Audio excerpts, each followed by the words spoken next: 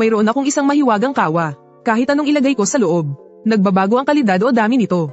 Isang pirasong mababang uring spirit stone ang inihagis ko sa kawa. At naging 10 piraso ito ng mataas na uri ng spirit stone.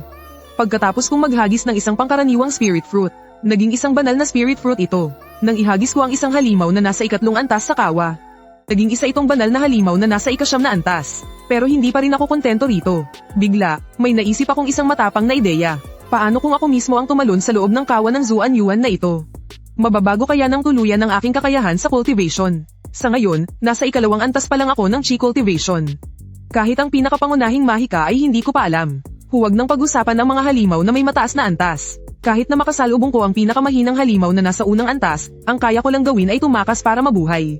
Para makasiguro, nagpasya ako. Nasubukan muna sa mga ordinaryong langgam at uod para makita kung ano ang mangyayari sa isang buhay na nilalang kapag pumasok sa kawa. Anong klaseng pagbabago kaya ang magaganap? Una, hamuli ako ng isang ordinaryong itim na langgam. Dahan-dahan ko itong inihagis sa kawa ng Zuan Yuan.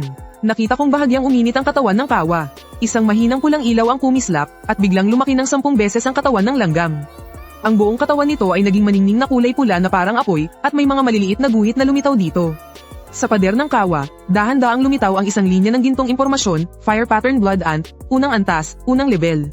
Mayroon itong mahinang espiritual na kapangyarihan ng apoy. Kapag nang-agit, naglalabas ito ng nakakapasong hangin. Kapag nadikit, para kang napaso sa apoy. Totoo nga, kaya ring i-refine at palakasin ng kawa ng Zuan Yuan ang mga buhay na nilalang. Natuwa ako at kumuha ng isang manipis na sanga ng puno. Dahan-dahan ko itong ginamit para hawakan ng langgam. Bigla na lang kinagat ng Fire Pattern Blood Ant ang sanga. Sa isang iglap, nagliyab ang buong sanga. Maya-maya lang ay naging abo na ito. Dali-dali kong iwinasiwas ang dala kong maliit na palakol at tinaga ito ng 2 beses. Saka ko lang napatay ang nagbagong anyong langgam na ito. Pagkatapos, hamuli naman ako ng isang uod na kulay lunti ang lantian at inihagis ito sa kawa. Sa pagkakataong ito, isang mahinang lilang ilaw ang lumabas sa kawa. Mabilis na lumaki ng ilang beses ang katawan ng uod. Nawala ang pagiging lantian nito at naging isang kakaibang kulay matingkad na lila. Naglabas din ito ng malagkit na lason sa katawan.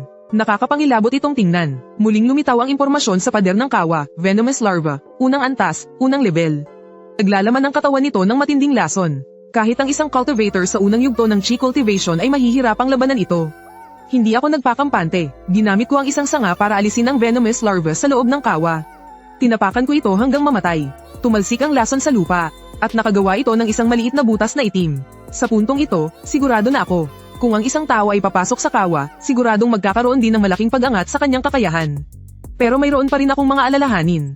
Pagkatapos pumasok sa kawa, tataas ba ang kalidad ng aking spiritual root o babaguhin ako ng kapangyarihan ng kawa? Magiging isang halimaw na hindi tao at hindi rin multo. Pero nang pag-isipan kong muli, sa ngayon, isa lang akong mayroong mababang uring magkahalong spiritual root. Ang bilis ng aking cultivation ay sinbagal ng isang pagong. Kahit na maging halimaw pa ako, mas mabuti pa iyon kaysa maging isang walang kwenta habang buhay na hindi man lang umuunlad. Huminga ako ng malalim at pinigilan ng pag-aalinlangan sa aking puso. Buong lakas akong tumalon sa loob ng kawa ng Zuan Yuan. Pagkapasok ko, isang mainit ngunit napakalakas na enerhiya ang damaloy sa aking mga braso't binti, papasok sa aking katawan. Isang mahinang gintong liwanag ang bumalot sa buong katawan ko. Narinig ko ang mahinang paglagutok ng aking mga buto. Ang aking pangangatawan ay nagbabago sa bilis na kitang-kita ng mga mata. Ang impormasyon sa pader ng kawa ay patuloy na nag-update, mula sa pagpapadalisay ng spiritual root hanggang sa pagpapalakas ng pangangatawan. Sa huli, nang lumitaw ang 4 na gintong salitang sovereign heavenly body. At tumigil ito sa pader ng kawa, isang nakakasilaw na gintong liwanag ang sumabog mula sa aking katawan. Tumagos ito hanggang sa bubong. Ang mga haligi at biga ng buong bahay na gawa sa kahoy ay nagliwanag dahil sa malakas na ilaw. Naku, masyadong malakas ang ingay. Kapag nalaman ito ng mga tao sa sekta, siguradong susundan nila ang pinanggalingan ng kakaibang pangyayaring ito. Kapag nabunyag ang sikreto ng Zuan Yuan Ding at nalaman nilang may hawak akong napakahalagang kayamanan, tiyak na haantong ito sa aking kapahamakan. Kaya naman, hindi na ako naglakas loob na ipagpatuloy ang pagpipino. Ginamit ko ang lahat ng aking lakas para tumalon palabas ng kaldero. Sa isang kumpas ng aking daliri, pinaliit ko ang Zuan Yuan Ding at maingat na itinago sa loob ng aking katawan. Pagkatapos, mabilis akong lumabas ng bahay na kahoy at tumalon sa bubong. Gamit ang dilim ng gabi, tumingin-tingin ako sa paligid. Nakita kong tahimik ang lahat. Walang sino man ang nakapansin ng anumang kakaiba. Doon lang ako nakahinga ng maluwag. Makapangyarihang katawan ng kalangitan. Nagdiwang ako sa aking isipan. Ito ang maalamat na katangiang pisikal na pangalawa lamang sa banal na katawan. Kapag taglay mo ang katangiang ito, ang bilis ng iyong pagsasanay ay mas mabilis pa kaysa sa karaniwang tao, at ang lakas ng iyong katawan ay walang kapantay. Kung hindi lang ako tumalon kanina, baka direkta na akong naging isang banal na katawan. Naalala ko ang mga nakaraang eksperimento, maging ito man ay mga espiritual na bato, espiritual na prutas, o kahit mga langgam at uod. Ang pag-angat pagkatapos gamitin ang kaldero ay kadalasang nasa 10 beses. Dati, isa lang akong may mababang uri na magkahalong espiritual na ugat. Akala ko, ang pag-angat sa isang mataas na uri na magkahalong espiritual na ugat ay isa ng napakalaking pagkakataon. Hindi ko inasahan na aabot ako agad sa makapangyarihang katawan ng kalangitan, isang hakbang na lang bago marating ang antas ng banal na katawan. Ang pagpapalakas ng Zuan Yuanding sa mga buhay na nilalang ay mas higit pa pala kaysa sa mga bagay na walang buhay. Ngunit matapos ang kasiyahan, mabilis akong kumalma.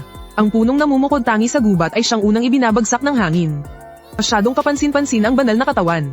Kapag ito'y nabunyag, tiyak na kaiingitan ako at ipapahamak ng mga disipulo ng sekta, at aakitin pa nito ang pagnanasa ng hindi mabilang na tao. Mas magiging mahirap nang itago ang sikreto ng Zuan Yuanding. Sa ngayon, pipigilan ko muna ang aura ng aking katawan. Ang manatiling simple at dahan-daang lumakas ang pinakaligtas na gawin sa ngayon.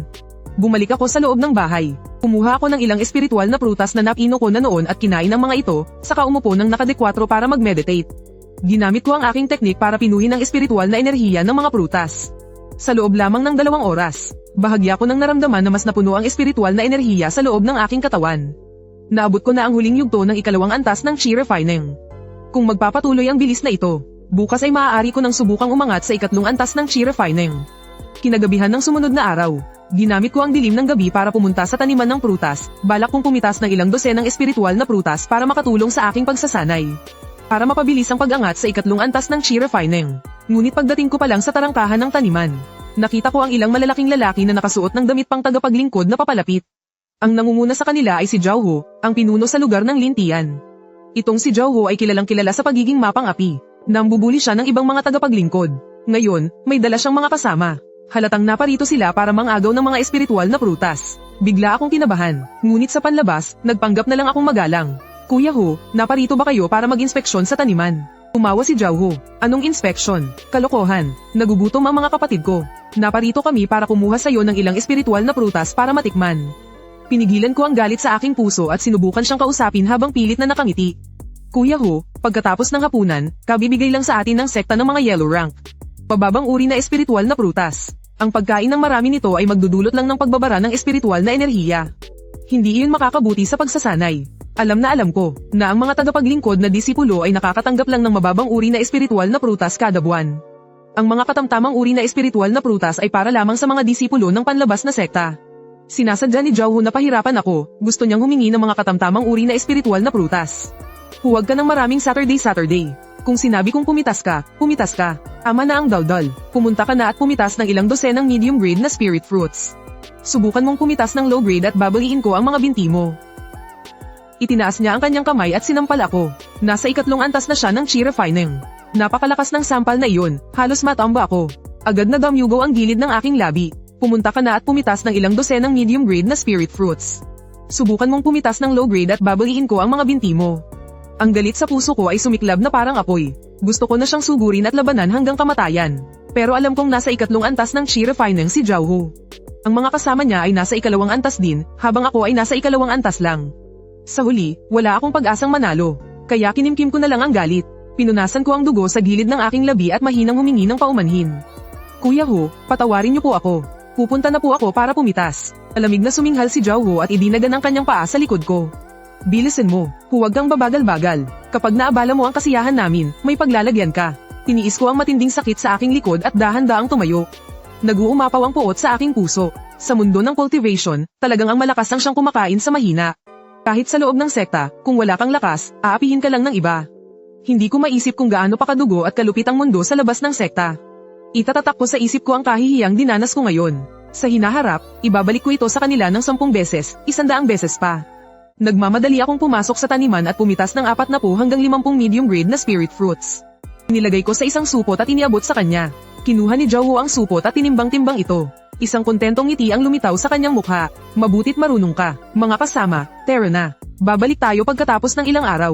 Nakatayo lang ako, pinapanood ang anino ni Zhao Hu at ng kanyang mga kasama na maglaho sa kadiliman ng gabi. Puno ng malamig na pagnanasang pumatay ang aking mga mata. Pagbalik ko sa kubo, hindi na ako nag-atubili. Agad akong umupo at nag-meditate. Ginamit ko ang lahat ng lakas ko para i-refine ang spiritual energy ng prutas. Pagkalipas ng 1 oras, biglang sumabog ang spiritual energy sa loob ng katawan ko. Matagumpay akong nakalusot patungo sa ikatlong antas ng Chi Refining. Sa bilis ng cultivation ko ngayon, sa loob lang ng wala pang 2 buwan. Siguradong maaabot ko ang peak ng chi refining.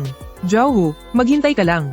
Kapag narating ko na ang ikalimang antas ng chi refining, personal kitang pagbabayarin. Para mabawi ang kahihiyan ko ngayon. Pero sa ngayon, may isa pa akong kailangang gawin. Ngayong nasa ikatlong antas na ako ng chi refining, ayon sa mga patakaran ng sekta. Pwede na akong kumuha ng isang low-level spell mula sa tagapamahala ng mga alagad. Kung walang tulong ng spell, kahit tumaas pa ang cultivation level ko, mahihirapan pa rin akong ilabas ang aking buong lakas. Bukod dito, nalaman ko rin na sa ika-15 araw ng bawat buwan, nagdaraos ang sekta ng pagsusulit para sa mga alagad na gustong maging outer sect disciple. Kailangan mo lang matugunan ng isa sa 3 kondisyon para matagumpay na ma-promote. Ang una ay ang pagkakaroon ng high-grade na spirit root. Kahit wala kang cultivation level, pwede ka nang direktang maging outer sect disciple. Ikalawa, ang maabot ang ikatlong antas ng chi refining o mas mataas pa, at hindi lalagpas sa 25 taong gulang. Ikatlo, ang pagkakaroon ng espesyal na talento sa alchemy, chi refining, formations, o pagpapaamo ng mga hayop. Natutugunan ko na ngayon ang ikalawang kondisyon. Sa ika-15 araw ng susunod na buwan, kailangan kong sumali sa pagsusulit. Kinabukasan ng umaga, gaya ng dati, nag-aalis ako ng damo at naglalagay ng pataba sa taniman ng prutas, habang iniisip kung paano makaganti kay Jiaohu. Laging may mga kasamang tauhan si Jiaohu, at mas mataas ang level ng kapangyarihan niya kaysa sa akin. Kung hayagan ko siyang aatakihin, hindi lang ako mabibigong makapaghiganti. Parurusahan pa ako ng sekta sa salang pananakit sa kapwa-disipulo. Kailangan kong mag-isip ng paraan na walang sino mang makakaalam para mapatay si Jiaohu. Sa sandaling iyon, nakakita ako ng isang higad na gumagapang sa ilalim ng puno ng prutas, at bigla kong naalala ang eksperimentong ginawa ko noon gamit ang isang higad. Isang ideya ang biglang pumasok sa isip ko. Paano kung gamitin ko ang kalderong Zuan Yuan para dalasiin ang isang mutated na makamandag na insekto?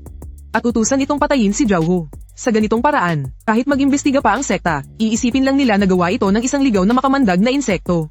Hinding-hindi sila maghahinala sa akin. Pero ang problema, paano ko mapapasunod sa aking utos ang mutated na insekto? Ang mga elder ng sekta ay may kanya-kanyang paraan ng pagkontrol ng hayop.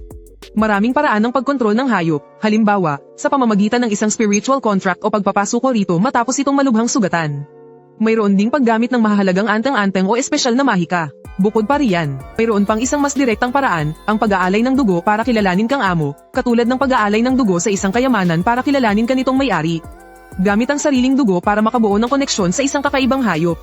Paano kung patakan ko muna ng aking dugo ang isang nilalang? At pagkatapos ay dalasiin ito gamit ang kalderong Zuan Yuan. Kilalanin kaya ako nito bilang amo. At sundin ang aking mga utos. Nagpa siya akong subukan ito pag uwi ko mamayang gabi. Una, huhuli muna ako ng higad para gawing eksperimento. Habang nag-iisip ako, may narinig akong mga yabag sa di kalayuan. Nakita ko ang tagapamahala na si Libo, kasama ang ilang mga katulong na dumating sa taniman para mamitis ng spirit fruit. Lin Chen, halika rito at tumulong mamitis ng spirit fruit. Sigaw ni Libo. Parating na po, Ginoong Libo. Dali-dali kong ibinaba ang aking ginagawa at mabilis na lumapit. Tiningnan ni Libo ang mga puno ng spirit fruit sa taniman at kumunat ang kanyang noo. Anong nangyayari? Bakit mas kakaunti ang mga spirit fruit kumpara kahapon? Lin Chen, kinain mo ba ng patago ang mga medium grade spirit fruit kahapon? Bigla akong kinabahan. Agad akong nagpaliwanag, Ginoong Libo, pinagbibintangan niyo po ako ng mali. Ang mga medium grade spirit fruit po ay para lamang sa mga outer sect disciple. Kahit pa po gaano kalakas ang loob ko, hindi po ako maglalakas loob na kainin yun ng patago. Balak ko sanang sabihin ng tungkol sa pagnanakaw ni Jiaohu ng mga spirit fruit kahapon. Pero nagbago ang isip ko at hindi na ako nagsalita. Siguradong madalas sinusuhulan ni Jiaohu si Libo. Kahit nasabihin ko pa kay Libo, hindi rin naman niya pananagutin si Jiaohu. Sa halip, isusumbong niya pa ako kay Jiaohu. Dahilan para magtanim siya ng galit sa akin at lalo pa akong paghigantihan sa hinaharap. Isa pa, binabalak ko ng patayin si Jiaohu ng patago. Ang makipag-away sa kanya ng harapan ngayon. Kung mamatay si Jiaohu, ako talaga ang unang paghihinalaan. Kung hindi mo kinain, bakit napakaraming nawawalang spirit fruit? Mapilit na tanong ni Libo. Ginoong Li, hindi ko po talaga kinain. Isipin niyo po, para mapansin niyo na nabawasan ng husto, kailangang hindi bababa sa 50 piraso ang nawala. Ako po ay nasa ikatlong antas pa lang ng chi refining. Kahit pa kumain ako buong gabi, hindi ko po makakain ang ganoong karaming spirit fruit. Kung ganun, may narinig ka bang kahit anong ingay kagabi? Mayroon bang pumunta rito para magnakaw ng spirit fruit? Tanong ulit ni Libo. Sinadya ko pong suriin ang taniman bago ako matulog kagabi, at wala naman po akong napansing kakaiba. Hindi ko na po alam ang nangyari pagkatapos kong makatulog, sabi ko sa mahinang boses na nagkukunwaring inosente. Matagal na nagtanong si Libo, pero wala siyang nakuhang malinaw na sagot. Kaya sumuko na lang siya. Sige na, naiintindihan ko na. Sa susunod, maging mas alerto ka sa pagtulog sa gabi. Kung may marinig kang ingay sa labas, agad kang bumangon para tingnan. Kung may mawawala na namang bungang espiritu, ikaw ang mananagot. Naiintindihan ko. Salamat sa paalala, Jibo. Sunod-sunod akong tumango, nakahinga ako ng maluwag, pagkatapos umalis ni Libo at ng mga katulong na mamites ng bungang espiritu. Agad akong hamuli ng isang higad sa halamanan at binalot ang ilang pukyutan sa aking damit. Palihim kong dinala pabalik sa aking kubo. Pinaliit ko ang Zuan Yuan na kaldero at ipinatong sa mesa. Sinugatan ko ng kaunti ang dulo ng aking daliri at nagpatak ng ilang patak ng dugo sa higad. Pagkatapos ay inihagis ko ang higad sa loob ng kaldero. Naglabas ng mahinang pulang ilaw ang katawan ng kaldero. Isang maliit na liwanag ang kumislap. Mabilis na lumaki ng ilang beses ang katawan ng higad. Ang buong katawan nito ay naging kulay pulang apoy at nagkaroon pa ng mahinang apoy na nagliliyab dito. Lumitaw ang isang linya ng impormasyon sa gilid ng kaldero, uod na pulang apoy, unang antas, unang level. Nagsisimula pa lang ang talino nito at kinikilala na ako bilang amo. Nakita kong iwinawagayway ng uod na pulang apoy ang dalawa nitong sanggot. Dahan-daang gumagapang sa gilid ng kaldero na parabang nagpapakita ng kabaitan sa akin. Pareho akong nagulat at natuwa. Sinubukan ko itong utusan na umakyat sa mesa. Umakyat ka sa mesa. Pagkasabi ko pa lang, dahan-daang gumapang palabas ng kaldero ang uod na pulang apoy at pumunta sa lugar na tinukoy ko. Tagumpay, ang pagpapatak ng dugo kasama ng pagpapadalisay ng Zuan Yuan na kaldero. Ay talagang nakakalikha ng alagang hayop na tapat sa amo nito. Sige, malaya ka nang gumala dyan sa tabi. Nakangiti kong sabi, tila naintindihan ng uod na pulang apoy ang sinabi ko. Dahan-dahan itong gumapang papunta sa sulok. Pagkatapos, nagpatak na naman ako ng ilang patak ng dugo sa mga pukyutan. At inihagis ko sa loob ng Zuan Yuan na kaldero kasama ang damit na pambalot sa mga ito. Naglabas ng mahinang puting ilaw ang katawan ng kaldero. Sabay na nagbago ang damit at ang mga pukyutan. Lumitaw ang dalawang linya ng impormasyon sa gilid ng kaldero, kasuotang pangprotekta na gawa sa Zuan na bakal, mahiwagang kagamitan na nasa dilaw na rango, gitnang antas. Kayang labanan ng atake ng mga cultivator sa antas ng pagpapadalisay ng chi at mga mababang antas na halimaw, binabawasan ng pinsala ng 30%. Ang tela ay matibay at hindi madaling masira. Pulang aninong makamandag na pukyutan, unang antas, unang level. Ang tibo sa buntot nito ay naglalaman ng lason na tumatagos sa buto. Isang tibo lang, patay agad. Kapag natibo ang isang cultivator sa antas ng pagpapadalisay ng chi, agad itong mamamatay. Pagkatapos mailabas ang lason, kailangan ng isang buwan para mapunuan itong muli. Sobrang saya ko, hindi ko inasahan na kahit ordinaryong damit, ay kayang gawing mahiwagang kagamitan ng Zuan Yuan na kaldero. Kaya lang, ang kulay ng kasuotang pangprotekta na gawa sa Zuan na bakal ay mas naging madilim kaysa dati, naging matingkad na itim. Kahit hindi ito kapansin-pansin, natatakot pa rin akong may makapansin ng kakaiba. Kailangan ko na lang mag-ingat sa pagsusuot nito sa hinaharap. Sa sandaling iyon, isang malaking pukyutan na kulay matingkad na pula ang lumabas mula sa damit, iwinawas-iwas ang mga pakpak nito. Gumawa ito ng ugong at lumutang sa harap ko. Maamo itong tumingin sa akin. Hindi ko na malayang napaatras ako ng isang hakbang. Nanigas ang buong katawan ko sa takot na baka tusukin ako nito. Sinubukan kong iunat ang aking kamay at inutusan ng pulang aninong makamandag na pukyutan na lumipad papunta sa gilid ng kama. Pagkasabi ko pa lang, ang pulang aninong makamandag na pukyutan ay umugang. At agad na lumipad papunta sa gilid ng kama. Nakakagulat ang bilis nito, kahit ako ay medyo natigilan. Lihim akong natuwa, sa ganitong bilis, kahit pa isang cultivator na nasa ikalimang level ng pagpapadalisay ng chi, ay hindi siguradong makakaiwas sa atake nito. Kung gagamitin ko ito para patayin si Jiaohu, tiyak na hindi ako mabibigo. Sige, bumalik ka na. Muli akong nagutos. Agad na lumipad pabalik ang pulang aninong makamandag na pukyutan, model. Damapo ka sa balikat ko. Mula ngayon, mananatili ka sa tabi ko. Sa loob ng 10 metro, kapag may dumating, pagtago ka kagad. Sino mang maglakas loob na atakihin ako, saksakin mo siya hanggang mamatay. Sa mga sumunod na araw, nakahuli ako ng 3 pang pukyutan sa hardin at ginamit ang parehong paraan. Para gawin silang mga pulang aninong lason pukyutan, bilang reserba. Dahil sa 4 na lason pukyutang ito, kahit makaharap ko pa ang isang cultivator na nasa ikalimang antas ng chi refinement, may kakayahan pa rin akong lumaban. Isang gabi, pagkatapos maghapunan, punta na sana ako sa hardin para mamitis ng mga spirit fruit para sa aking pagsasanay. Nang makita ko si Jiaohu kasama ang ilang alipores niya, na dumating na naman sa tarangkahan ng hardin. Heto na naman ang gagawin to. Ngumisi ako sa isip ko. Pero sa labas, nagpanggap pa rin akong magalang. Boss Hu, nandito na po pala kayo. Kukuha na po ako ng mga spirit fruit para sa inyo. Mabuti at marunong ka. Umisi si Jiaohu ng may pagmamalaki, at ang mga alipores niya ay nagtawanan din. Boss Hu, yang bata na yan, simula noong binugbog nyo, mas masunurin na ngayon. Tama, sadyang gagaw ang batang yan. Hindi nakikinig hanggat hindi nabubugbog. Boss Hu, bakit hindi natin kausapin si tagapamahalang Lee? Nailipat ang batang to sa bukirin para magtrabaho at palitan siya ng isa sa mga kapatid natin para magbantay sa hardin. Para mas madali tayong makakain ng mga spirit fruit sa susunod. Wala kang alam. Para palitan ni tagapamahalang Lee ng tao natin ang magbabantay sa hardin, kailangan natin siyang bigyan ng hindi bababa sa 5 mababang uring spirit stone. At bukod pa riyan, kailangan natin siyang bigyan ng 2 pa kada buwan. Sa sitwasyon natin ngayon, nakakakain tayo ng panggitnang uring spirit fruit nang hindi gumagastos ni isang kasing. Bakit pa natin babaguhin yun? Talagang ang matalino si Boss Ho. Sunod-sunod na sumang-ayon ang mga alipors. Puno ng sip-sip ng ngiti ang kanilang mga mukha. Hindi ako umimik. Tumalikod ako at pumasok sa hardin, mabilis na pumitas ng ilang dosenang panggitnang uring spirit fruit. Isinilid ko sa isang supot at iniabot sa kanila. Boss Ho, para po sa inyo. Inuha ni Zhao Ho ang supot at tumango ng may kasiyahan. Hindi masama, hindi masama. Mga kapatid, kainin natin habang naglalakad. Pagkasabi niyon, umalis na siya sa hardin kasama ang kanyang mga alipors, nagtatawanan at nagkukwentuhan. Nang hindi pa sila nakakalayo, agad akong nagbigay ng lihim na utos. Sa 4 na pulang aninong lason pukyutan na sundan sila ng palihim at siguraduhing mapatay si Zhao Ho at ang kanyang mga kasama nang walang sino mang makakaalam. Ang 4 na pulang aninong lason pukyutan ay may malinaw na kanya-kanyang gawain at tahimik na inabutan ang grupo ni Zhao Ho. Isa sa mga pulang aninong lason pukyutan ay direktang lumipad sa likod ng tainga ni Zhao Ho. Palupit na tumusok ang kanyang stinger, at ang matinding lason ay agad na pumasok sa katawan ni Zhao Ho. Napasigaw sa sakit si Zhao Ho, isang nakakapangilabot na sigaw. Itinaas niya ang kanyang kamay para tapikin ang likod ng kanyang tainga, pero ang pulang aninong lason pukyutan ay matagal nang nakaalis ng walang bakas. Aray, parang may tumusok sa akin. Naramdaman ni Zhao Ho na unti-unting lumalabo ang kanyang kamalayan. Naging bulol na ang kanyang pagsasalita. Pagkasabi niya noon, bumagsak siya sa lupa, wala nang hininga. Ang 3 alipors sa tabi niya ay hindi pa nakakakilos nang sila'y sinaksak na rin ng 3 pang pulang aninong lason pukyutan. Sa loob lang ng ilang segundo, lahat sila ay bumagsak at namatay. Walang hininga. Nako, patay na si Boss Ho at ang iba. Sinabi ni Boss Ho kanina na may tumusok sa kanya, lason pukyutan kaya. May nakamamatay na lason pukyutan. Takbo. Ilang mga katulong na napadaan sa di kalayuan ang nakakita sa eksena at natakot ng husto, nagsisigaw. Nagsitakbuhan sila sa iba't ibang direksyon.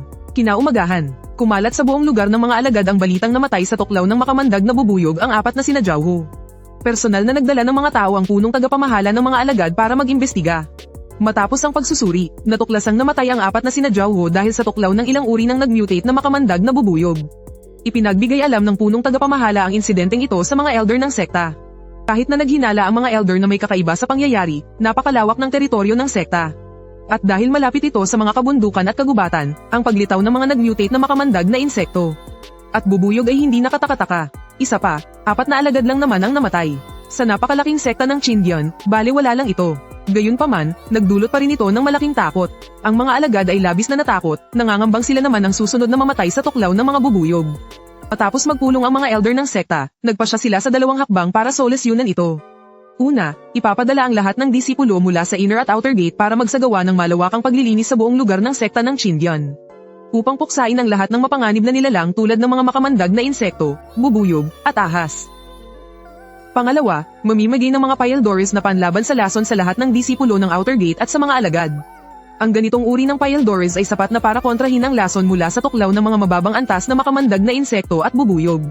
Agad na ipinatupad ang 2 hakbang na ito, at unti-unting hamupa ang takot sa loob ng sekta. Samantala, sinamantala ko ang pagkakataong ito at hamuli pa ng 2 bubuyog. Gamit ang kalderong Zuan Yuan, ginawa ko silang mga Red Shadow Poison Bee. Dagdag na proteksyon, dagdag na kaligtasan, pagsapit ng katapusan ng buwan. Pumunta ako sa bulwagan ng mga alagad para kunin ang sahod ko ngayong buwan, 5 mababang antas na bato ng espiritu. 3 mababang antas na Pyldores na pang-ipon ng chi. Ito ang nakatakdang buwan ng sahod ng isang alagad. Kahit hindi ito kalakihan, sapat na ito para sa aking pang-araw-araw na pagsasanay. Pagkatapos maghapunan, bumalik ako sa aking tirahan. Pagbukas ko pa lang ng pinto, nakita ko si Libo na papalapit mula sa malayo. Siguradong nandito na naman ang matandang to para humingi ng mga bato ng espiritu, ang mura ko sa aking isip. Pero sa labas, kailangan kong magpanggap na magalang. Libo, nandito po pala kayo. Malamig na suminghal si Libo at inilahad ang kanyang kamay. Mayabang niyang sinabi, Lin Chen. Yung isang mababang antas na bato ng espiritu na hiniram mo sa akin noon, oras na para ibalik, hindi ba? Wala akong nagawa kundi kumuha ng isang mababang antas na bato ng espiritu mula sa aking bulsa. At iniabot ito sa kanya. Noong huli kong pagsasanay, kinapos ako sa espiritual na enerhiya. Kaya nanghiram ako ng isang mababang antas na bato ng espiritu kay Libo. Hindi ko akalaing tatandaan niya pa pala iyon. At sadya pa siyang pumunta rito para maningil. Ngunit pagkatapos kunin ni Libo ang bato, wala siyang balak na umalis at sinabi ulit, Lin Chen. Tutal sa susunod na buwan, kailangan mo ring magbigay sa akin ng 2 mababang antas na bato ng espiritu. Bakit hindi mo nalang ibigay ngayon para hindi na ako bumalik pa ulit? Nagalit ako, sumusobra na talaga ang matandang ito. Bawat buwan, ang mga alagad ay kailangang magbayad ng 2 mababang antas na bato ng espiritu sa tagapamahala. Kung hindi sila magbabayad, ililipat sila sa pinakamahirap at pinaka-nakapapagod na minahan para magmina ng phosphorus. Napakadelikado ng lugar na iyon at madalas may lumilitaw na mga kakaibang halimaw. Halos tiyak ang kamatayan doon. Pinigilan ko ang galit sa aking puso. At sinabi ng mahina, Libo, siguradong ibibigay ko po sa inyo ang mga bato ng espiritu para sa susunod na buwan sa tamang oras. Makaasa po kayo. Nagdilim ang mukha ni Libo. Nagbanta siya, mas mabuting umayos ka. Kailangan mong ibigay sa akin ang mga bato bago ang ika-15 ng susunod na buwan. Kung hindi, ililipat kita sa minahan para magmina ng phosphorus. Tiyak na magdudusa ka roon. Pagkasabi niyon, kinuha niya ang mga bato at umalis ng mayabang. Habang tinitingnan ko ang papalayong likod ni Libo, nag-aapoy sa galit ang aking mga mata. Itong si Libo, palagi na lang nang aapi ng mga utusan. Sobrang sakim, at ngayon ay ganito pa kung pagbantaan ako. Kung hindi ko siya papatayin, siguradong magdudulot siya ng gulo sa akin sa hinaharap. Agad kong pinalabas ang 2 Chiying Poison Bee na kasasanay ko lang, at itinuro ang direksyon kung saan papalayo si Libo. Inutusan ko sila, sundin ninyo siya mula sa malayo. Huwag kayong magpapakita. Kapag nakakita kayo ng tamang pagkakataon, patayin ninyo siya. Siguraduhing malinis ang pagkakagawa. Umugang ang 2 Chiying Poison Bee, ipinagaspas ang kanilang mga pakpak, at tahimik siyang sinundan. Matapos gawin ang lahat ng iyon, bumalik ako sa aking silid at umupo para magsanay. Kumuha ako ng Chi Gathering Pill, ininom ito, at sinimulan ang paspusang pagsasanay. Hihintayin ko na lang ang balita tungkol kay Libo bukas. Sa ngayon, ang pinakamahalagang bagay para sa akin ay ang pabilisin ang pagpapalakas ng aking cultivation at patatagin ang aking ikatlong antas ng Chi Refining. Para sa pagsusulit ng mga Outer Sect Disciple sa ika-15 ng susunod na buwan, kailangan kong makapasa at ma-promote agad. Tanging sa pagiging isang Outer Sect Disciple ko lang matatakasan ang pagiging isang utusan. Makakakuha ako ng mas maraming cultivation resources, at doon ko lang tunay na makokontrol ang aking sariling tadhana. At doon ko lang mapagbabayad ang mga taong nangapi sa akin noon. Pagkalipas ng 2 oras, biglang sumabog ang spiritual power sa loob ng aking katawan at binasag ang isang harang sa aking Chi Refining. Malino kong naramdaman na naging mas malakas at mas siksik ang spiritual power sa loob ko. Opisyal nang umabot sa ika-4 na antas ng Chi Refining ang aking cultivation. Mula sa ika-3 antas hanggang sa ika-4 na antas. Inabot lang ako ng 8 araw. Sa panahong iyon, gumamit ako ng mahigit 20 Zuan rank low-grade spirit fruits. Isang Zuan rank mid-grade spirit fruit, at sumipsip din ng 6 na mid-grade spirit stones. Idagdag pa ang nakakatakot na tulong ng aking Kangtian Hegemon body. Ang resulta ng pagsasanay ko sa loob ng 8 gabi, ay katumbas na ng 10 taon kong pagsasanay noon. Habang nararamdaman ang bumubulusok na spiritual power sa aking katawan. Isang ngiti ang sumilay sa aking mga labi, at sinabi ko sa aking sarili. Sa ika-15 ng susunod na buwan, sasali ako sa pagsusulit ng Outer Sect Disciple. Sa pagkakataong ito, kailangan kong matakasin ang pagiging isang utusan. Kinabukasan, tanghali, pumunta ako sa kantina ng mga utusan. Kumuha ako ng pagkain at humanap ng isang sulok para umupo. 2 subo pa lang ang nakakain ko nang marinig ko ang ilang utusan sa tabi ko na nagtitipon. Nagbubulungan sila, at puno ng takot ang kanilang mga boses. Narinig nyo na ba, kagabi, namatay si Libo? Totoo ba? Paanong bigla na lang namatay si Libo nang walang dahilan? Totoong totoo, sabi nila, namatay daw siya dahil tinusok ng isang makamandag na pukyutan habang natutulog. Hindi man lang siya nagkaroon ng pagkakataong uminom ng antidote pill. Habang pinapakinggan ko ang kanilang usapan, lihim akong natuwa. Si Libo ay nangingikil sa akin noon, at si Zhang Meng at ang iba pa ay paulit-ulit akong binyuli. Ngayong sunod-sunod silang nakarma, tila naging mas masarap pa ang pagkain ko. Ang pagkamatay ni Libo ay talagang kakaiba. Ang mga makamandag na pukyutan ay hindi naman basta-basta umaatake sa mga tao. At lalong hindi nila basta-basta mahahanap ang kwarto ni Libo para atakihin siya habang mahimbing na natutulog. Para bang sadya siyang pinuntahan para mag-high-ganti. Ngunit matapos magsiyasat ng mga elder ng sekta, wala silang nakitang kahit anong kainahinala. Sa huli, itinuring na lang itong isang aksidente. Pinayuhan na lang nila ang lahat ng utusan na siguraduhing nakasara ng maigi ang mga pinto at bintana sa gabi. At mag-ingat ng mabuti, matapos mamatay si Libo. At ang pinuno ng mga utusan ay nagtalaga ng bagong tagapamahala. Mabuti na lang at mabait ang bagong tagapamahala na ito. Hindi niya ako ginulo. Pagkalipas ng ilang araw, nang makita kong matatag na ang aking cultivation, pumunta ako sa main hall ng mga utusan. Para hanapin si Head Steward Jiang at matuto ng mga low-level technique. Nakatayo si Head Steward Jiang na magkasalikop ang mga kamay sa likod.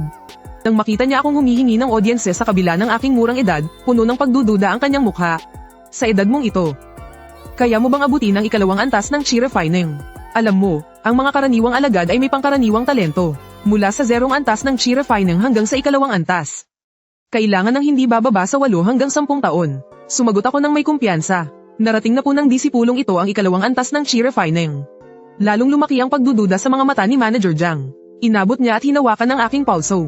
Isang daloy ng espiritual na enerhiya ang pumasok sa aking katawan. Pagkaraan ng ilang sandali, bigla niyang binitawan ng aking kamay. Kitang-kita sa mukha niya ang pagkabigla. Ika-4 na antas ng Chi Refining. Ika-4 na antas ng Chi Refining. Nakakagulat talaga ang bilis ng iyong pag-eensayo. Kung gayon, bakit ngayon ka lang dumating para matuto ng mga pamamaraan? Agad akong yumukod at nagsabi. Hindi po alam ng abang lingkod na maaari na palang matuto ng mga pamamaraan mula sa inyo, mahal na tagapamahala, kapag naabot na ang ikalawang antas ng Chi Refining. Kaya naman po ngayon lang ako lumapit para abalahin kayo. Bahagyang tumango si Manager Jiang. Kahit na nanghinayang siya sa aking talento dahil sa aking magulong espiritual na ugat.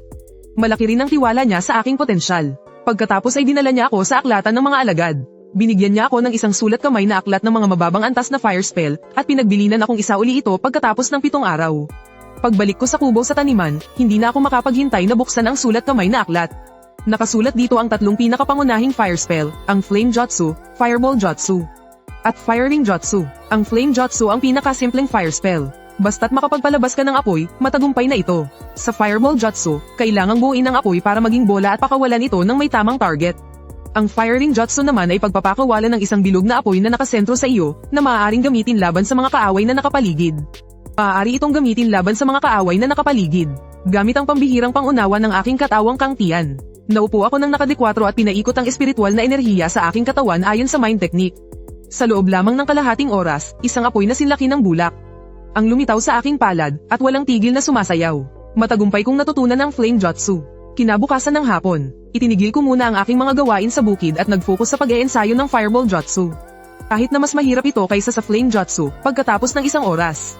Matagumpay din akong nakapagpalabas ng isang maliit na bola ng apoy na sinlaki ng kamao. Pagsapit ng 3 araw, naging bihasa na rin ako sa Firing Jutsu. Sa pagpapaikot ng aking espiritual na enerhiya, kaya ko nang agad na magpalabas ng isang bilog ng nag-aalab na apoy. Sa sumunod na kalahating buwan, pabalik-balik ako sa aklatan para kumuha ng iba't ibang sulat kamay na aklat ng mababang antas na spell tulad ng water at earth element, at naglalaan ako ng 1 oras araw-araw para mag-ensayo. Nagtatrabaho sa umaga, at nag-eensayo ng mind technique sa gabi. Hindi ko na malaya na tumaas na rin pala ang antas ko, at narating ko na ang ikalimang antas ng Chi Refining.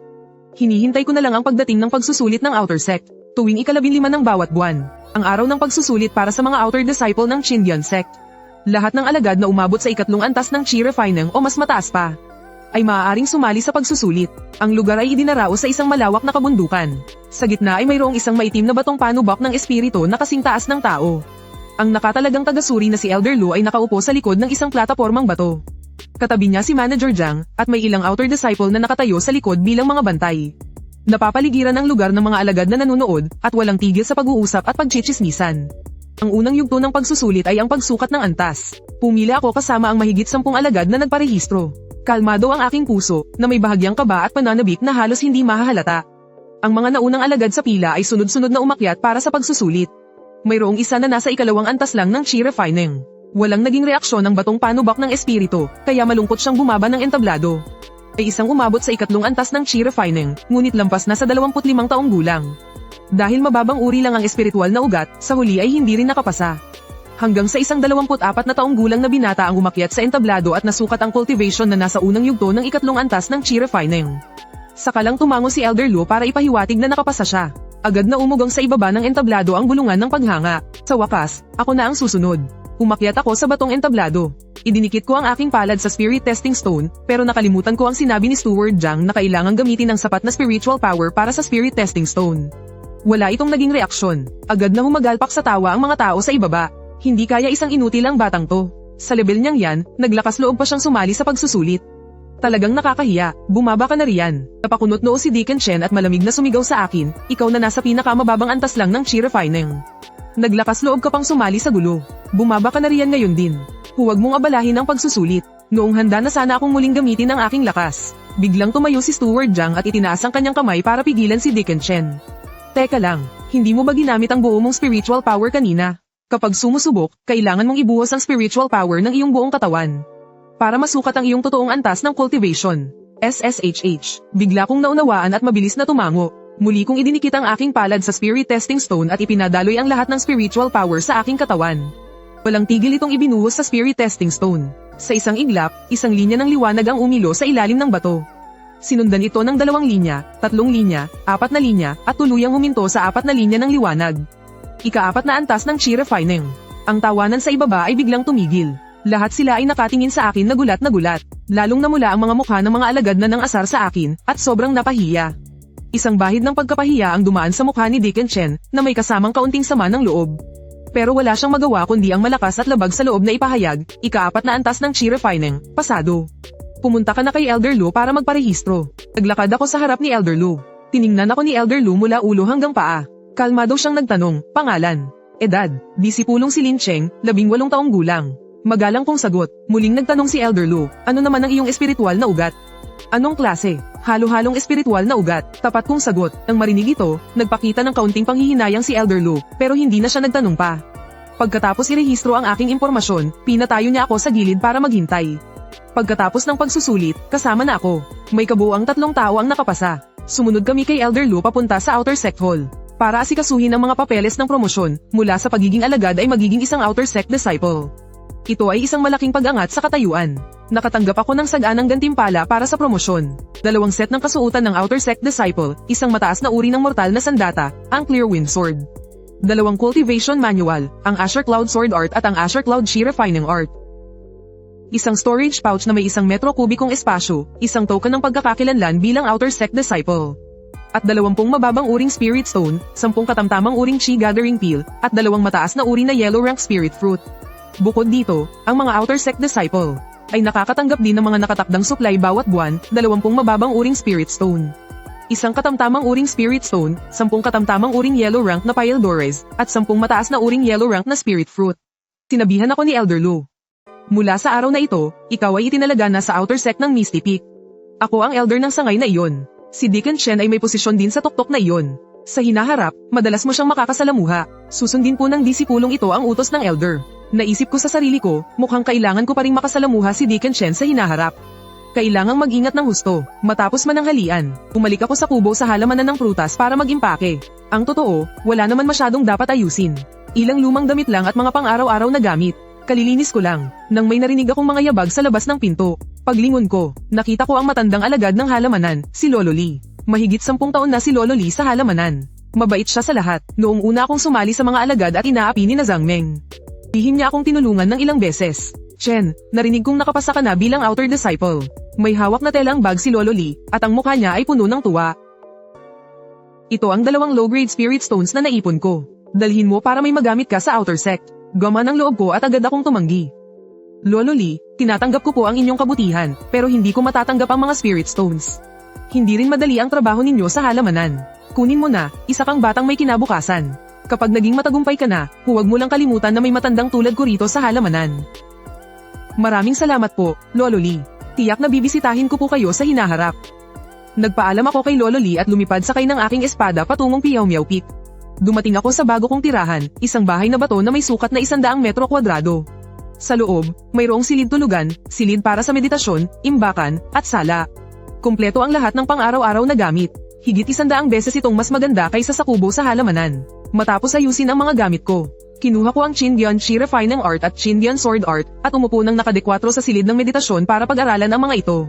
Dahil sa kakayahang umunawa ng aking Kang Tian Bati, sa loob lamang ng wala pang 1 oras. Naging bihasa na ako sa 2 pamamaraan na ito. Pagkatapos, ipinatawag ko ang mahiwagang kaldero mula sa aking katawan. Isa-isa kong inilagay sa kaldero ang mga gantimpala sa pag-angat ko, mga Spirit Stone, tableta, at Spirit Fruit. Isang bahagyang liwanag ang kumislap, at tumaas ang kalidad ng mga Spirit Stone at tableta. Malaki ang naging pakinabang, matapos kong gawin ang lahat ng ito. Tahimik akong umupo at pinaikot ang enerhiya gamit ang Chindian Chi Refining Art. Upang patatagin ang aking cultivation sa ikalimang antas ng Chi Refining. Kinaumagahan, maaga akong gumising at nagayos ng sarili. Dinala ko ang Qingfeng Sword sa malawak na lugar sa labas ng bahay na bato at nagsanay ng Chindian Sword Art sa loob ng kalahating oras. Huminto lang ako para magpahinga nang maging bihasa na ako sa mga pangunahing galaw. Pagkatapos, nagtungo ako sa Outer Sect Hall ng Piao Miao Peak. Pagdating ko pa lang sa training ground, napukaw ko na ang atensyon ng maraming disipulo.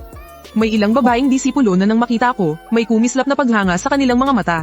Pag-ulong nilang pinag-usapan ang aking itsura. Mayroon ding ilang lalaking disipulo, na nang malaman na galing ako sa pagsusulit ng mga alagad, na puno ng paghamak ang kanilang mga mukha. Pabulong silang namutya. Isang alagad lang naman, kahit na nakapasa siya para maging Outer Disciple. Hindi rin ganoon kataas ang talento niyan. Sa huli, basura pa rin siya. HMPH. Hindi ko ito pinansin at bahagya na lang akong tumango sa lahat. Bilang isang magalang na pagbati, sa sandaling iyon, isang babaeng disipulo na nakasuot ng matingkad na kulay kahel na damit ang lumapit. Kapatid, bago ka lang dito, di ba? Nakangiti niyang tanong, at ang kanyang boses ay matamis at kaaya-aya. Tumango ako at sumagot, ate. Ako si Lin Chen. Kahapon lang ako nakapasa sa pagsusulit, at na-promote mula sa pagiging alagad bilang isang Outer Disciple. Kaya ikaw pala si Lin Chen. Ako naman si Chin Mokyu. Dahil bago ka lang, kung mayroon kang hindi maintindihan, huwag kang mag-atubiling magtanong sa akin. Maraming salamat, Ate Chin. Sa di kalayuan, nakita ng mga lalaking disipulo na nang-insulto sa akin na kusang nakikipag-usap sa akin si Chin Mokyu. Agad na nandilim ang kanilang mga mukha at nagbulungan, isa lang siyang tagapagsilbi. Hindi siya karapat-dapat na kausapin si kapatid na Chin. HMP. Siguro dahil maganda si kapatid na Chin kaya gusto niyang damaykit, ano? Hindi man lang tinitingnan kung saan siya nanggaling. Kung may manggugulo pa kay kapatid na Chin, bibigyan natin siya ng magandang leksyon. Narinig ko ang kanilang mga sinabi, ngunit hindi ko ito pinansin. Sa mundo ng cultivation, ang lakas ang pinakamahalaga. Kapag tumaas pa ang antas ng cultivation ko, siguradong hindi na nila ako mamaliitin. Hindi nagtagal, lumabas si Elder Lu mula sa Outer Sect Hall kasama ang 5 Diakono. Mahigit 100 disipulo ng Outer Sect ang agad na pumila. Nakatayo ako sa pinakahulihan. Nagbigay ng maikling paalala si Elder Lu, na nagsasabing magsanay ng masipag ang mga disipulo. Mag-ingat kapag lalabas, at pagkatapos ay inanunsyo na niya ang malayang pagsasanay. Inilabas ko ang treasure cauldron at ang mga spiritual fruit at herb na nakolekta ko dati. Ibinuhos ko ito sa cauldron para i-refine. Pagkatapos ng abalang gawain, naka-refine ako ng maraming Zuan grade spiritual fruits at herbs. Plano kong pumunta sa Outer Sect Main Hall kinabukasan, para ipagpalit ang mga ito sa mga spirit stone. Kinaumagahan, pagkatapos kong magsanay ng aking sword techniques, papunta na sana ako sa Outer Sect Main Hall. Nang biglang lumapit si Ate Chin Mokyu. Kapatid na Lin, saan ka pupunta? Nagpatrolya ka ba sa bundok kahapon? Ate, plano kong pumunta sa Outer Sect Main Hall para magpalit ng ilang spirit stones. Hindi ako nagpatrolya sa bundok kahapon, tapat kong sagot. Isang kislap ng pagtataka ang dumaan sa mga mata ni Chin Mokyu. Kung ganun, paano ka nakakolekta ng ganoon karaming spiritual fruits at herbs? May ibang senior brother ba na nagsama sa iyo? Hindi po, marunong ako ng kaunti sa sword flight. Nagkaroon ako ng libreng oras kahapon para mangolekta. Habang nagsasalita, ipinatawag ko ang Qingfeng sword mula sa aking likuran, at sa isang tapik ng aking paa, matatag akong tumayo sa ibabaw ng espada. Habang pinapanood ako ni Chin Mokyu na nakasakay sa espada, ang kanyang magagandang mata ay nanlaki sa gulat. Puno ng pagkamangha ang kanyang mukha. Kapatid na Lin, marunong ka palang gumamit ng sword flight. Karaniwan, ang mga disipulo ng Outer Sect ay kailangang umabot sa ika-6 na antas ng Chi Refining. Para maging sanay sa sword flight, nasa ika-5 antas ka pa lang ng Chi Refining, di ba? Umiti lang ako at hindi na nagpaliwanag pa. Yumukod ako kay Chin Mokyu. Ate, mauuna na ako. Pagkatapos, lumipad ako gamit ang espada patungo sa direksyon ng Outer Sect Main Hall, iniwan si Chin Mokyu na tulala sa pagkabigla. Pagdating sa Outer Sect Main Hall, pumunta ako sa item exchange counter. Inilabas ko ang lahat ng nirefine na spiritual fruits at herbs at ipinagpalit ang mga ito sa 125 low-grade spirit stones. Pagkatapos, pumunta ako sa Scripture Pavilion at hiniram ang Encyclopedia of Spiritual Fruits and Herbs at Illustrated Guide to Exotic Beasts. Ang 2 aklat na ito ay makakatulong sa akin na mas makilala ang mga spiritual fruit, herb, at exotic beast. Malaki ang maitutulong nito sa aking mga paglalakbay at pangungulekta sa hinaharap. Pagbalik ko sa aking tirahan sa Piao Miao Peak, isinara kong mabuti ang mga pinto at bintana, at muling ipinatawag ang treasure cauldron. Ang 125 low-grade spirit stones na nakuha ko, kasama ang natitirang 22 low-grade spirit stones, ay sabay kong ibinuhos sa cauldron. Pagkatapos ng 2 round ng refining, sa huli ay nakakuha ako ng 18 high-grade spirit stones at 156 na low-grade spirit stones. Napakalaki ng naging ani ko. Sa sumunod na 7 araw, habang pinag-aaralan ng 2 aklat na hiniram ko, nagsanay din ako ng Chindian Chi Refining Art at Chindian Sword Art. Kasabay nito, araw-araw kong sinisipsip ang enerhiya mula sa mga spirit stone. Gamit ang bentahe ng aking Firmament Tyrant Body, mayroon akong photograph at memory, kaya mabilis kong naisolo ang lahat ng nilalaman ng 2 aklat. Matagumpay ding umabot sa ika-7 antas ng Chi condensation ang aking cultivation, ramdam ko ang mas makapangyarihang espiritual na enerhiya sa loob ko. Lihim akong nagpasya na sa susunod ay mag-isa akong lalabas para mangolekta ng mga yaman, kasama ang pulang ani ng lason bubuyog. Kahit makaharap pa ako ng isang halimaw na nasa ika-2 antas, kaya ko nang lumaban. Basta't makaipon ako ng sapat na yaman, mas mabilis kong mapapataas ang aking cultivation. Kinaumagahan, pagkatapos ng aming pagpupulong sa umaga, mag-isa akong lumipad gamit ang espada palabas ng harang ng aming sekta at ipinatawag ang pulang ani ng lason bubuyog. Kasinlaki lang ito ng isang maya, at ang pares ng gintong pakpak nito ay matalim at matibay. Ito ang aking itinatagong alas. Lumilipad dito sa aking likuran. Ang mga mahiwagang prutas at halaman sa loob ng 30 hanggang 40 li mula sa aming sekta ay halos naubos ng kolektahin ng mga disipulo, kaya nagpasya akong pumunta sa mas malayong kagubatan. Mas marami ang mga mahiwagang ibon at halimaw doon, at mas sagana rin ang mga mahiwagang prutas at halaman. Pagkalipad ng mga 30 hanggang 40 li, ibinaba ko ang aking espada at lumapag sa lupa. Naglakad ako papasok sa kagubatan, habang maingat na hinahanap at kinikilala ang mga mahiwagang prutas at halaman. Habang maingat ding pinagmamasdan ang paligid, dahil natatakot akong makasagupan ng malakas na halimaw. Nang makakolekta na ako ng halos kalahating supot ng mga mahiwagang prutas, bigla akong nakarinig ng isang nakakapangilabot na alulong ng lobo. Kasunod nito, isang napakalaking demonyong lobo na may 3 ulo. Ang biglang sumugod palabas mula sa kagubatan. Ito ang halimaw na nasa ikalawang antas, ang 3 ulong demonyong lobo. Napakabilis ng 3 ulong demonyong lobo. Ang distansyang ilang dosenang metro, ay agad nitong tinawid hanggang sa wala pang 10 metro na lang ang layo sa akin. Sabay-sabay na ibinuka ng 3 ulo nito ang kanilang malalaking bibig. Ipinakita ang matatalim nitong pangil, at bumuga ng napakabahong hininga. Puno ng kabangisan ang tingin nito. Bigla akong kinabahan. Hindi ako nang ahas na maging kampante. Agad kong pinakilos ang espiritual na enerhiya sa aking katawan. Bumuo ako ng isang bola ng apoy, at mabilis itong ibinato patungo sa 3 ulong demonyong lobo. Ngunit napakaliksi ng 3 ulong demonyong lobo. Sa isang mabilis na pagtalon, madali nitong naiwasan ang bola ng apoy ko. Tumama ang bola ng apoy sa malaking puno sa likod nito. At agad nasunog hanggang sa mang-itim ang puno. Sa sandaling muling sumugod ang 3 ulong demonyong lobo. Sa isang utos lang ng aking isipan, humagibis na sumugod ang pulang aninong lason bubuyog. Para itong isang bala na lumabas sa baril. Ang matatalim nitong gintong pakpak, ay buong lupit na humiwa sa gitnang ulo ng 3 ulong demonyong lobo. Sa isang lagitik, agad na nahiwa ang gitnang ulo ng 3 ulong demonyong lobo, at bumulwak ang dugo. Nagpakawala ito ng isang masakit na alulong at bahagyang napasuray ang katawan. Ngunit hindi pa rin ito bumagsak. Ang 2 natitirang ulo nito ay mas lalong naging mabangis sa pagsugod sa akin. Sinamantala ko ang pagkakataon at tumuntong sa aking Xing Feng sword para lumundag ng ilang metro ang taas. Nagpawisan na ako ng malamig, habang nakatitig ng mahigpit sa sugatang 3 ulong demonyong lobo. Pinakilos ko ang aking espiritual na enerhiya, naghahanda na ilabas ang kamao ng apoy para salubungin ang kanyang ganti. Tuluyan nang nagalit ang sugatang 3 ulong demonyong lobo. Ang 2 natitirang ulo nito ay yumalulong ng nakabibingi. Itinulak nito ang mga paa sa lupa, at muli itong bumilis. Lumundag ito ng mataas at sumugod sa direksyon kung nasaan ako. Ang matatalim nitong mga kuko ay nagdala ng malakas na hangin, na parabang balak akong pagpira-pirasuhin. Hindi ako nagatubiling maging pabaya. Biglang tumaas ang espiritual na enerhiya sa dulo ng aking mga daliri.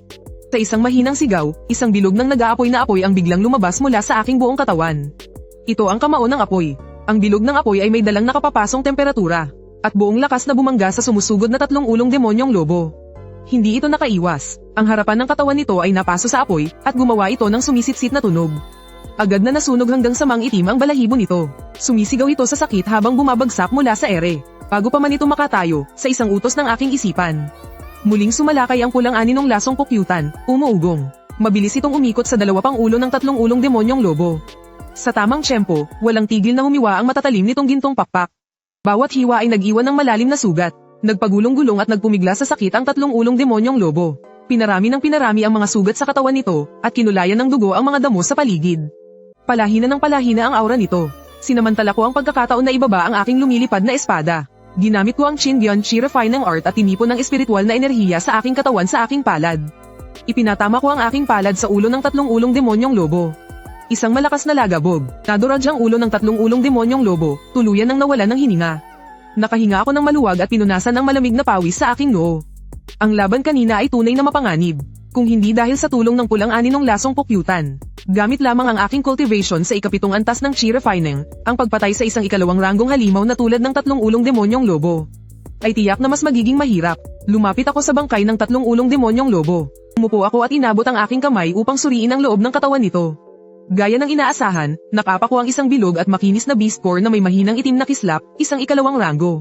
Magandang bagay ito, maging sa pagpapalit para sa mga spirit stone o pagpapadalisay gamit ang treasure cauldron. Makakapagbigay ito ng malaking pakinabang. Maingat kong kinuha ang beast core. Pinunasan ko ito hanggang sa luminous at inilagay sa aking storage bag. Sinuri ko muli ang katawan ng 3 ulong demonyong lobo. Ang balahibo nito ay matigas, at matatalim ang mga kuko. Marahil ay maaari ring ipagpalit para sa ilang spirit stone. Kaya kumuha ako ng punyal at tinanggal ang balahibo at mga kuko nito. At maayos na itinago ang mga ito. Pagkatapos gawin ang lahat ng ito, hindi ako nagtagal. Nagpatuloy ako sa pagkuha ng mga espiritual na prutas at halamang gamot sa gubat ng bundok. Dahil sa karanasan sa nakaraang laban, mas naging mapagbantay ako. Ang Golden Wing Tiger-Headed Bee ay umikot sa aking paligid bilang bantay. Nakakita ako ng ilang Zuan rank na middle grade na espiritual na halamang gamot. Isa-isa ko itong kinuha. Hindi nagtagal, napuno na ang aking storage bag. Nang makitang padilim na, mas naging aktibo ang mga halimaw sa gubat ng bundok. Hindi na ako naglakas loob na magtagal pa. Ipinatawag ko ang Clearwind Sword. Tumuntong ako sa lumilipad na espada, kasama ang Golden Wing Tiger-Headed Bee.